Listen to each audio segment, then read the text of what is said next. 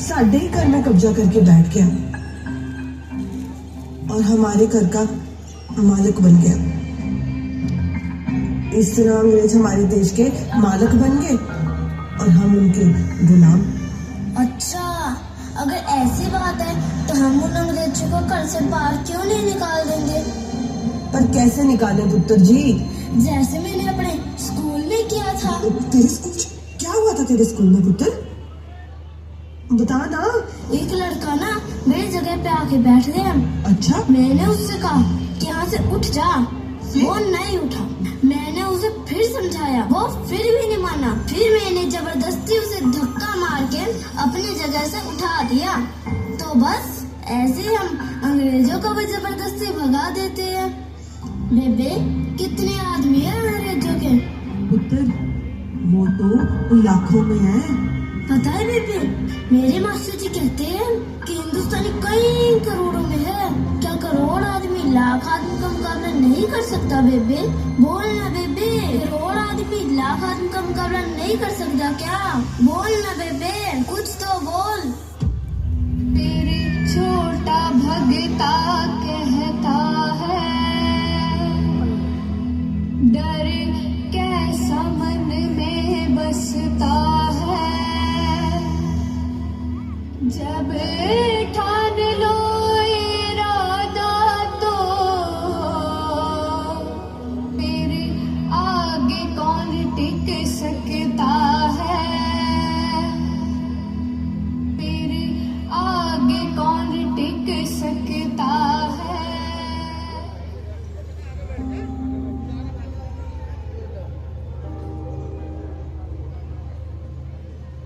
Role test के पास होने के बाद से हमारे भाइयों तथा बेटों पर बिना सबूत के मुकदमे दर्ज किए जा रहे हैं। उन्हें जेलों में डाला जा रहा है। ये कोई अच्छी बात नहीं है, लेकिन फिर भी इसका विरोध शांतिपूर्वक तरीके से करेंगे। कोई भी हिंसा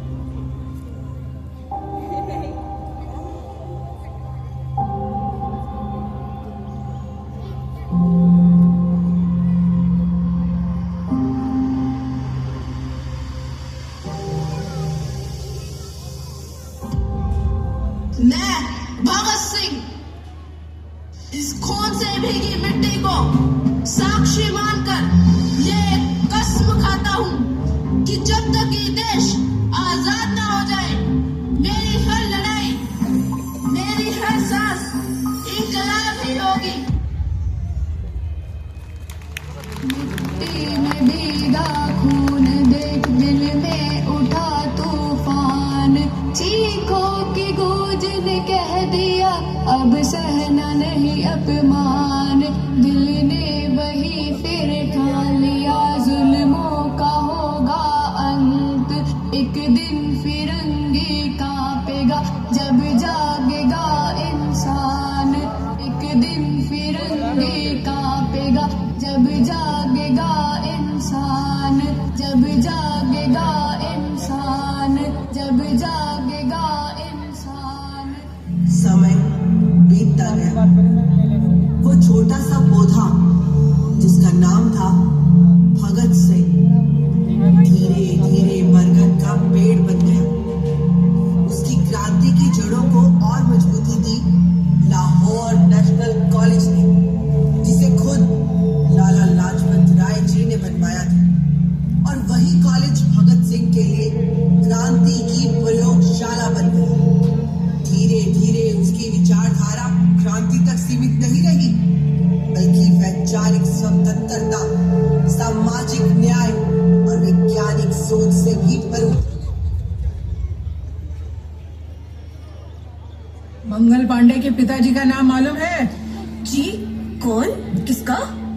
जो पूछा है वो बता, इधर उधर क्या देख रहा है? जी नहीं जानता। देख रहे हो भगवती भाई, ये बनेगा फ्रीडम फाइटर। देखो, तुम मेरा मजाक ऐसे नहीं बना सकते। तुम सबसे बेहतर हूँ मैं पढ़ने में। अच्छा, तो ये बताओ विलायती बाबू, रॉबर्ट क्लाइव के बाद कौन आया था? वॉरेन हेस्टिंग 20 अक्टूबर 1774 में। वाह रे मेरे देश प्रेमी, ये लाएगा देश में क्रांति। देखा भगत, उनका इतिहास डिटेल में याद है, जो नहीं पूछा वो भी बता रहे हैं। देख रहा हूँ और समझ भी रहा हूँ कैसे ये हमारे स्कूल कॉलेजेस में केवल अपना इतिहास पढ़ाए जा रहे हैं और हमारा भुलाया जा रहा है। और अब और नहीं, बदलाव लाना ही होगा, शुरुआत करनी ही होगी। शुरुआत हो चुकी है भगत। सान्याल बाबू ने पुराने बिखरे हुए क्रांतिकारियों को इकट्ठा करके एक एसोसिएशन बनाई है, हिंदुस्तान रिपब्लिक एसोसिएशन HRA, जिसका टारगेट है आजाद भारत। और उसका कॉन्स्टिट्यूशन जिस पर्चे पर छपा है ना, वो है येलो पैम्फलेट। वेरी गुड, यानी आजादी मिली नहीं और कॉन्स्टिट्यूशन पहले ही बन गया। क्यों नहीं बन सकता? अगर शादी नहीं की तो क्या सहरा भी ना छुपा के रखे? यार, लेकिन मुझे तो इन ऑर्गेनाइजेशन में कोई इंटरेस्ट ही नहीं रह गया। कभी होम रूल सोसाइटी तो कभी गदर पार्टी, और अब ये HRA। इससे होना जाना तो कुछ है नहीं। तो और किससे होना जाना है? यार भगत, तू मान ना मान, ये कांग्रेस पिछले 30 साल से टिकी तो हुई है। टिकी हुई है क्योंकि वो सिर्फ टिके रहना चाहती है। ऐसा नहीं है, वो काम भी करना चाहती है। सिर्फ इस नॉन कॉपरेशन वाली बात को छोड़ दे। क्यों छोड़ दें? नॉन कॉपरेशन वाली बात ही तो करते हैं ना। देख, वहाँ थोड़ी दिक्कत हो जाएगी। दिक्कत इसलिए होगी क्योंकि तू भी तो उसका शिकार रहा है। क्योंकि इस कमरे में बैठे हुए 25 लोग भी ना उसी के मारे हुए हैं। अब कुछ पाने के लिए कुछ खोना तो पड़ता ही है यार। क्या पाया? क्या पाया हमने? ठीक है, कुछ नहीं पाया, लेकिन उसमें भी तो जनता का ही दोष है। क्या दोष है? भगवती भाई, उस मूवमेंट की कुछ शर्तें थी, वो तोड़ी गई। उस बंदे ने मूवमेंट वापस ले लिया। उन्होंने जो भी किया सोच समझ के किया होगा। उस बंदे में कुछ तो बात है। हाँ, बात तो है। मुल्क के 12-12, 13-13 साल के मासूम बच्चे जिस इंसान के लिए इस कच्ची उम्र में सड़कों पर आ सकते हैं, उसमें बात तो होगी ही। क्या जोश था सब में, आंदोलन करेंगे। गांधी जी ने कहा है, इन गोरों की पढ़ाई नहीं चाहिए, स्कूल छोड़ दो, बस्ते नाली में फेंक दो। और बच्चे तैयार, कॉपी पेंसिल किताबों में आग लगाकर बच्चे तैयार। अपने छोटे छोटे हाथों से पर्चे बांटे थे, तख्तियां उठाई थी। फिर एक दिन अचानक ही सुरेश में मालूम पड़ता है कि आंदोलन वापस ले लिया गया। बच्चे मुंह बहे ताक रहे हैं आसमान की ओर। सरकारी स्कूलों के गेट उनके लिए बंद, सरकारी कॉलेजों में उनका दाखिला मुमकिन नहीं। कहाँ जाए, क्या करें, किससे फरियाद करें? कोई सुनने वाला नहीं, कोई पूछने वाला नहीं। याद है तुम्हें वो दिन? अगर लालाजी नेशनल कॉलेज न खोलते तो हम जैसे कई बच्चे सही गलत की पहचान करने के लायक भी नहीं रहते। मैंने फैसला कर लिया है, मैं कानपुर जाऊंगा और HRA ज्वाइन करूंगा। हम भी साथ और हम भी।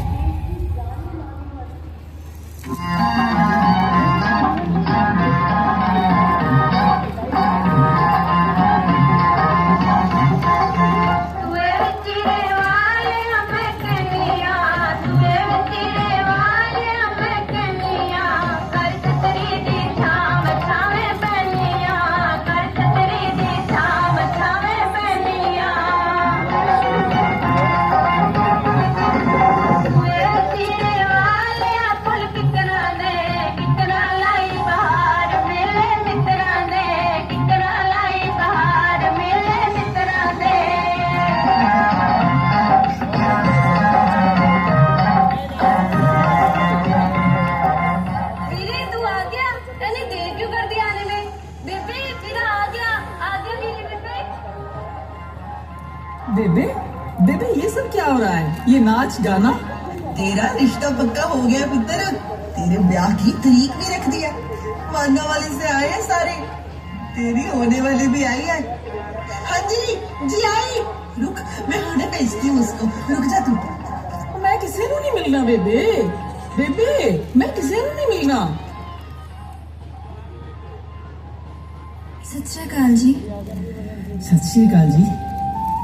सुनिए, दरअसल बात यह है कि मैं शादी नहीं करना चाहता, मेरी कुछ मजबूरियां हैं। किसी और को चाहते हैं आप? नहीं नहीं, ऐसी बात नहीं है। तो मुझमें कोई खोट है क्या? बिल्कुल नहीं, आप बहुत सुंदर हैं, नेक हैं, खुशनसीब होगा जो आपसे शादी करेगा। तो फिर आप क्यों इनकार कर रहे हैं? मैं शादी के लिए बना नहीं हूँ। जो रास्ता मैंने अपने लिए चुना है उसमें बहुत सारी मुश्किलें हैं।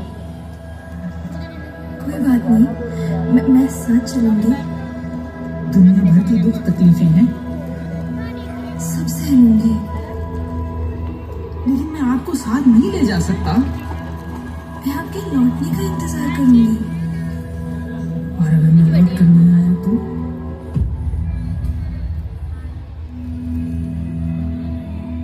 मैनू प्यार तेरा रब वर्गा है, पर मेरा रस्ता जंगदा है। तो मेहंदी दे रंग सोच दी, पने